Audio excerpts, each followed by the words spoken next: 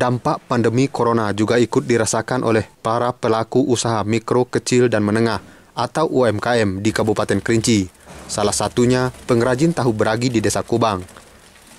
Mereka terpaksa harus mengurangi produksi tahu sebesar 50% setiap harinya, lantaran lesunya pembeli hingga menyebabkan omset pengrajin tahu juga ikut terseret turun.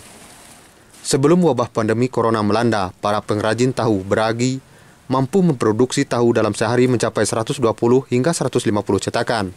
Namun di saat pandemi corona, pengrajin tahu hanya memproduksi tahu 50 hingga 60 cetakan tahu dalam sehari. Tidak hanya mengurangi produksi tahu, pengrajin tahu juga mengeluhkan naiknya harga kedelai sebagai bahan utama membuat tahu. Sedangkan kondisi sebelum corona, kedelai dijual dalam satu karung seharga Rp400.000. Namun semasa pandemi, kedelai dijual seharga Rp520.000 untuk satu karungnya.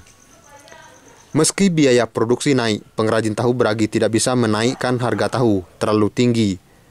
Hal ini ditakutkan para pelanggan beralih ke pengrajin tahu lainnya. Menurut pengrajin tahu beragi, Agustian Nizar mengatakan, di saat wabah pandemi corona melanda, dirinya ikut merasakan dampak dari penurunan omset dari berjualan tahu. Biasanya, dalam satu hari mampu mendapatkan omset dari berjualan tahu sebesar 7 hingga 8 juta rupiah. Namun semasa pandemi, omset yang didapatkan hanya sekitar 3 hingga 4 juta rupiah dalam sehari. Sangat besar dampaknya, kan? Yang terutama sekali di penjualannya, kan? Daya beli dari masyarakat turun, kan? Terus yang kedua, harga bahan pokok, terutama sekali harga kedelai. Dan saat ini sangat jauh naik, kan? Yang mana kalau dulu per karung itu 400, kan? Sebelum corona, kan? 400, kalau sekarang sampai 520 kalau sekarang, kan? Dalam satu karung berarti dalam 1 kilo itu lebih 5.200 kalau sekarang, kan?